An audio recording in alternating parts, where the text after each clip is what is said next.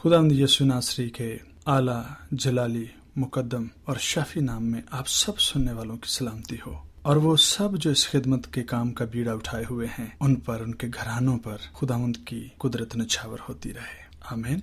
मेरे अजीजों, आइए मेरे साथ मुकद्दस का एक हवाला निकालिए। अगर बाइबल मुकद्दस आपके पास मौजूद है तो तुरेत की पहली किताब पुराना अहदनामा पैदाइश उसका 12वां बाब और उसकी पहली 8 आयात को हम पढ़ेंगे, और इसमें से अपनी हदायत के लिए हम सीखेंगे कि खुदावंद खुदा हमसे क्या फरमाता है। लिखा है, जिसे मैं आपके लिए पढ़ता हूँ। और खुदावंद ने इब्राहिम से कहा कि तू अपने वतन और अपने नातेदारों के बीच से और अपने बाप के घर से निकलकर उस मुल्क में जा जो मैं तुझे दिखाऊंगा, और मैं तुझे एक बड़ी कौम बनाऊंगा और बरकत दूंगा और तेरा नाम सरफराज करूंगा। सो तू बाइसे बरकत हो। जो तुझे मुबारक कहें उनको मैं बरकत दूंगा, और जो तुझ पर लानत करे उस पर मैं लानत करूंगा, और जमीन के सब कबीले तेरे वसीला से बरकत पाएंगे। सो इब्राहिम खुदावंद के कहने के मुताबिक चल पड़ा और लूत उसके साथ गया। और अब्राम 75 बरस का था जब वो हारान से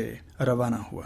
और अब्राम ने अपनी बीवी सारी और अपने भतीजे लूत को और सब माल को जो उन्होंने जमा किया था और उन आदमियों को जो उनको हारान में मिल गए थे साथ लिया, और वो मुल्क कनान को रवाना हुए और मुल्क कनान में आए। और अब्राम उस मुल्क में से गुजरता हुआ मकामे सिक्कम में मोरा के बलौत तक पहुंचा। उस वक़्त मुल्क में कनानी रहते थे। तब खुदावंद ने अब्राम को दिखाई देकर कहा कि यही मुल्क मैं तेरी नस्ल को दूंगा। और उसने वहां खुदावंद के लिए जो उसे दिखाई दिया था एक कुर्बानगाह बनाई, और वहां से कूच करके उस पहाड़ की तरफ गया जो बैतेल का मतलब है खुदा का घर, और वहां से कूच करके उस पहाड़ की तरफ गया जो बैतेल के मशरक में है, और अपना डेरा ऐसे लगाया कि बैतेल मगरब में और आई मशरक में पड़ा। और वहां उसने खुदावंद के लिए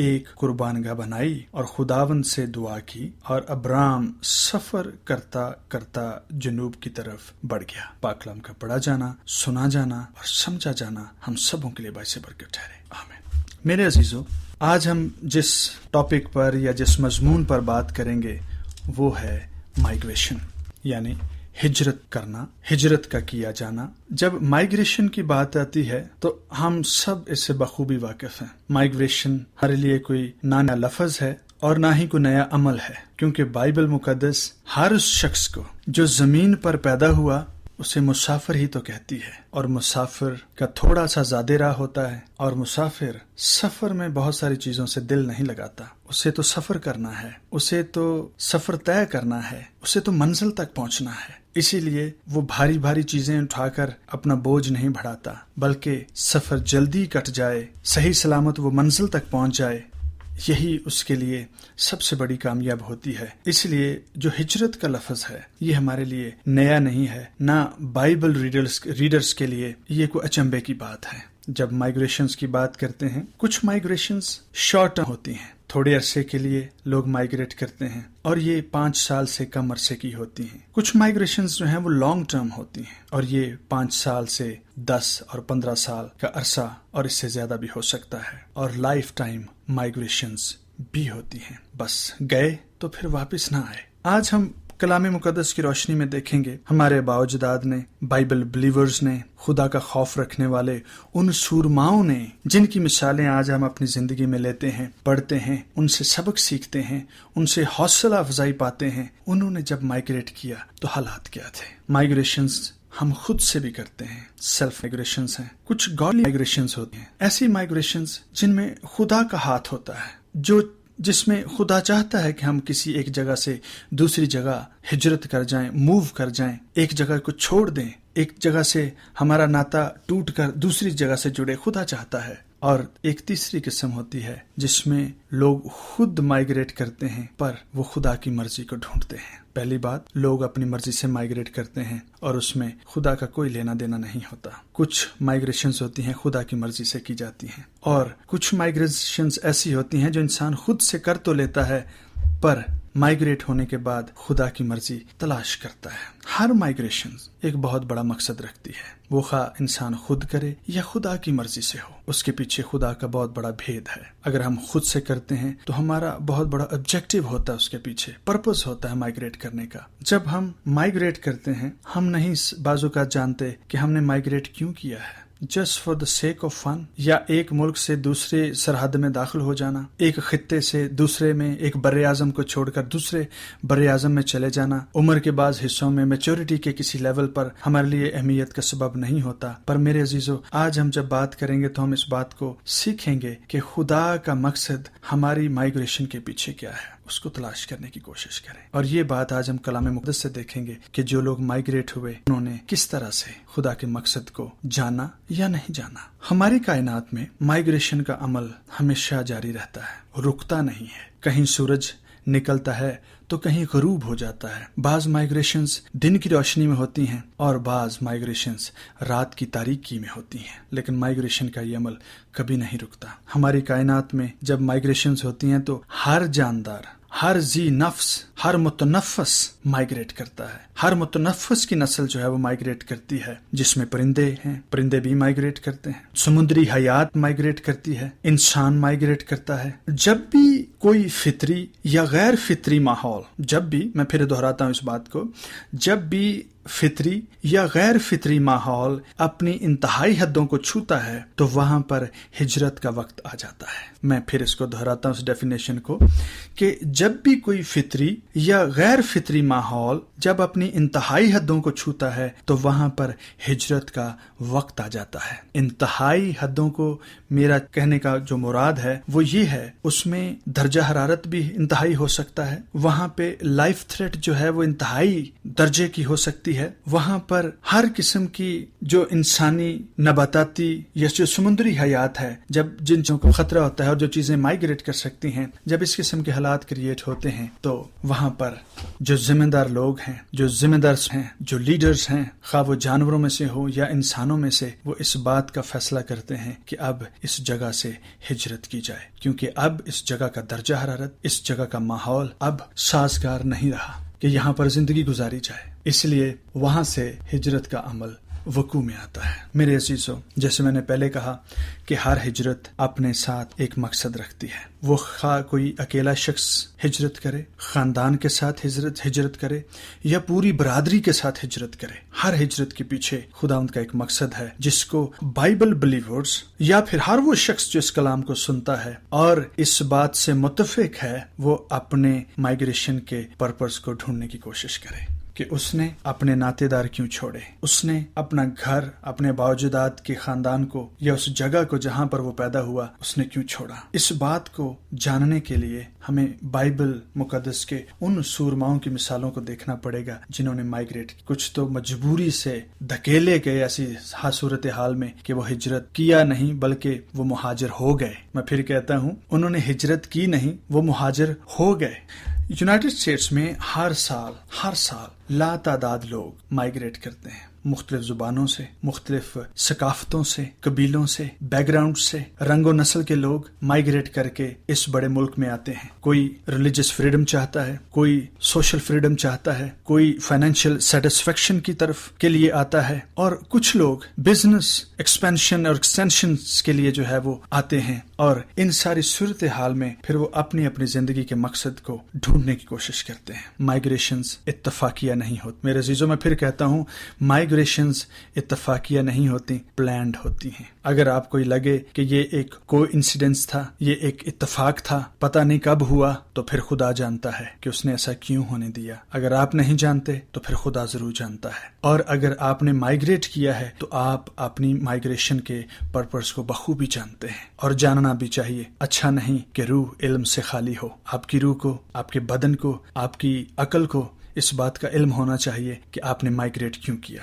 سب سے پہلی مثال سیلف مائگریشن کی۔ جب سیلف مائگریشن کی ہم بات کرتے ہیں تو اس میں عام لوگوں کی مثال ہمیں ملتی ہے کہ ہم مائگریشن جب کرتے ہیں، بعض اوقات ہم خدا کی مرضی پوچھتے ہیں اور بعض اوقات ہم خدا کی مرضی نہیں پوچھتے۔ کچھ لوگ ہیں وہ صرف دعا کرتے ہیں کہ خدا باپ اگر میں اپنی زمین چھوڑ کر کہیں جاتا ہوں تو میری مدد کرنا. اور بعض لوگ اس خیال سے اور اس خوف سے خدا کی مرضی نہیں پوچھتے. اگر خدا نے انکار کر دیا تو میری بڑی خواہش ہے کہ میں اس ملک سے مائگریٹ کر کے دوسرے ملک میں جاؤں جہاں پر میں بہتر زندگی گزار سکتا ہوں. لیکن اگر خدا نے کسی طرح سے انکار کر دیا تو پھر کیا بنے گا؟ اور کچھ لوگ ہیں جب تک خدا جواب نہ دے وہ بیٹھے رہتے ہیں، وہ ہجرت نہیں کرتے. اور بعض لوگوں کو ہجرت کی نہ ضرورت ہوتی ہے نہ وہ کرنا چاہتے ہیں، پر وہ مہاجر ہو جاتے ہیں. یونائٹڈ اسٹیٹس میں جو لوگ مائگریٹ کر کے آتے ہیں انہیں امیگرینٹس، ایلینز اور اسٹرینجرز کہا جاتا ہے. میں اردو میں اس کو کہتا ہوں وہ غیر لوگ کہلاتے ہیں، وہ مہاجر کہلاتے ہیں، وہ اجنبی لوگ کہلاتے ہیں. اور میرے عزیزو ایک بات ہمیشہ یاد رکھیے گا، جو غیر ہوتے ہیں یا مہاجر ہوتے ہیں یا اجنبی ہوتے ہیں وہ ہمیشہ اقلیت میں ہوتے ہیں. اجنبی بیگانہ لوگ ہمیشہ اقلیت میں ہوں گے اور ان کے ساتھ سلوک بھی پھر اقلیت کا سا کیا جاتا ہے. ایک شخص کے لیے لکھا ہے کہ وہ اپنے گھر آیا اور اس کے اپنوں نے اسے قبول نہ کیا. آپ سمجھ گئے نا میں کس کی بات کر رہا ہوں؟ وہ اپنے گھر آیا اور اس کے اپنوں نے اسے قبول نہ کیا. وہ اپنے لوگوں کے درمیان ایک بیگانہ شخص تھا، اکیلا تھا اور مہاجر جیسا تھا. اس کی حالت یہ تھی کہ وہ جس مزاج کا تھا، جس دستور کا تھا، جس طرح کی وہ تعلیم دیتا تھا، ایسے لوگ اقلیت میں ہی ہو سکتے ہیں. ایسے لوگ کبھی اکثریت نہیں بن سکتے، اگرچہ کہ وہ اکیلا ہی اکثریت تھا. پر میں ایک دنیاوی لحاظ سے بات کر رہا ہوں کہ جو اس قسم کی تعلیم دیں اور اس قسم کے مزاج کے مالک ہوں وہ اکثریت میں نہیں اقلیت میں ہوا کرتے ہیں. جن میں سے آپ میں سے بھی بتیرے ہیں جو اپنے آپ کو اس معاشرے میں مسفٹ محسوس کرتے ہیں، اس لیے کہ آپ کا مزاج مسیح کا مزاج ہے اور آپ اس معاشرے میں اپنے آپ کو مسفٹ محسوس کرتے ہیں، بیگانہ محسوس کرتے ہیں، اجنبی سے لگتے ہیں. لوگ آپ کو مہاجر کہتے ہیں اس لیے کہ جو بلائے گئے وہ تو پہلے ہی تھوڑے ہیں اور جو ان میں سے بھی برگزیدہ ہوئے وہ اور بھی تھوڑے ہو جائیں گے.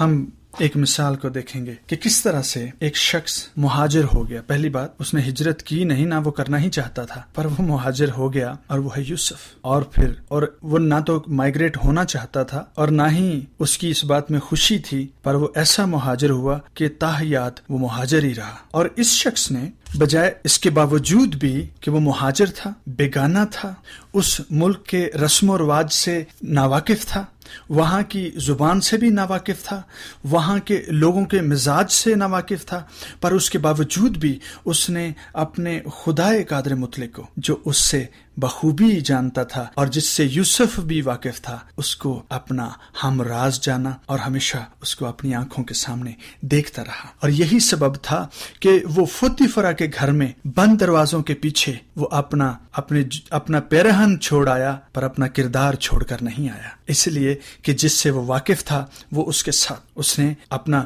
جبہ، اپنا قمیض وہاں چھوڑ دیا پر اپنا کیریکٹر وہاں چھوڑا نہیں. اس سمیت وہ باہر آیا اور خدا کی نظر میں مقبول ٹھہرا. یہ اس مہاجر کی بات کر رہا ہوں جو ہجرت نہیں کرنا چاہتا تھا پر مہاجر ہو گیا. اور اس مسافت اور ہجرت کے وقت میں جبکہ وہ اجنبی تھا، بیگانہ تھا، لوگوں سے واقف نہیں تھا، اس کا کوئی وہاں رشتہ دار موجود نہیں تھا، اس کے باوجود بھی اس نے خدا کی نظر کے نیچے رہ کر بدی نہیں کی. جیسا کہ بعض لوگ اس بات کا فائدہ اٹھا لیتے ہیں کہ یہاں نہ کوئی میرے خاندان کا شخص ہے، نہ میری برادری کا کوئی شخص مجھے دیکھ رہا ہے، نہ کوئی مجھے پوچھنے والا ہے، نہ مجھے کوئی کہنے والا ہے، میں اپنی آزادی کا غلام شخص ہوں یہاں پر، لہٰذا میں جو چاہوں وہ کروں. سو کالڈ فریڈم کے ہم غلام بن جاتے ہیں. میرے عزیزو غور کریں آپ کی مائگریشن کا مقصد کیا ہے. کچھ لوگوں کو وہ گھر میں ہوں یا باہر ہوں یا سرحد پار ہوں، ان کے لیے دنیا کی سرحدیں مطلب نہیں رکھتی، کوئی معنی نہیں رکھتی، اس لیے کہ جس کے ساتھ وہ جڑے ہوئے ہیں وہ ساری زمین کا بادشاہ ہے اور یہ ساری زمین اس کے جلال سے معمور ہے. ابراہیم کو خدا نے بلایا اور اسے کہا کہ اپنے ناطے داروں کو چھوڑ، اپنے باپ کا گھر چھوڑ اور اس ملک کو جو میں تجھے دکھاتا ہوں چلا جا، اور وہاں جا کر بس.